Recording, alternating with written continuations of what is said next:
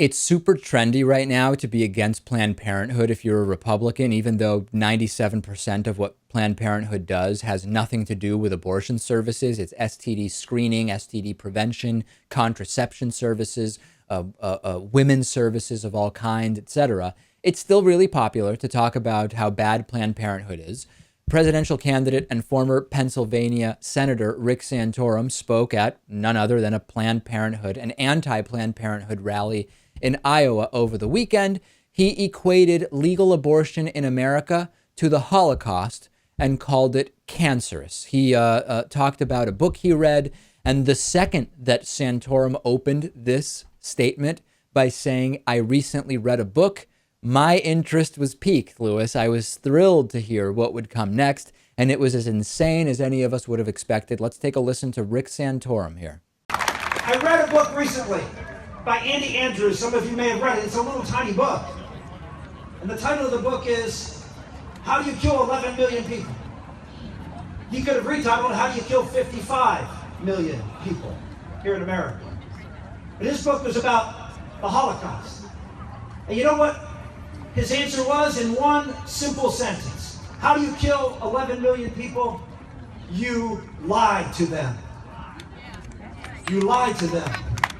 Planned Parenthood, the abortion industry, Roe versus Wade, all of it is based on a lie about when a child becomes a human being.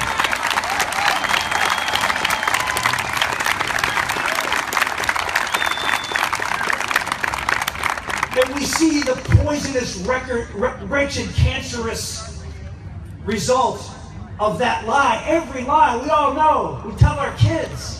If Republicans only cared as much for people who were already born as they claim to care about the unborn, our entire country would be drastically different, because so much of what the progressive side of the political spectrum is trying to do on social policy is derailed or held up by the fact that the right is obsessed with talking about caring for the unborn with very little attention paid to those who have been born. If we could get people like Rick Santorum to care about those who have been born as much as they say they care about the unborn, we would have a drastically different status quo here in this country.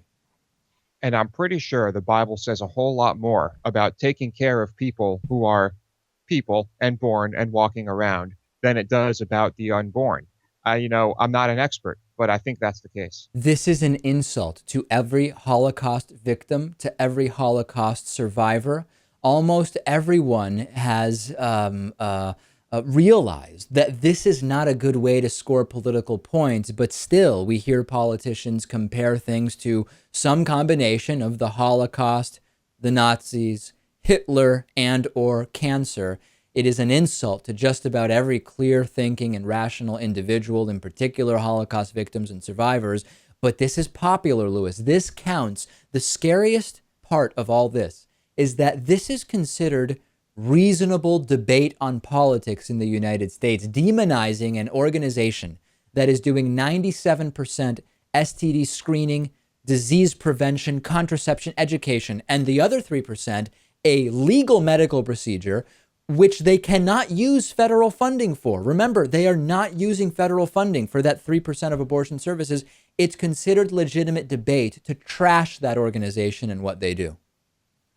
It is. It's, political discourse in this country is not ideal. It's kind of a joke, and I'm willing to bet that much of the world is laughing at us because of that. You don't have to bet, Lewis, because we know from the polls that that's absolutely the case. So many countries at our level of development see what the debates are here, and they say, wait. It matters if someone is gay? Oh, wait a second. Abortion is controversial, and it's controversial because elected officials use the Bible to contradict that abortion should be legal? What's going on in the United States? That is what many countries are saying when they look at this laughingstock that has become the Republican Party on social issues. Let's take a break. What a program we have for you today.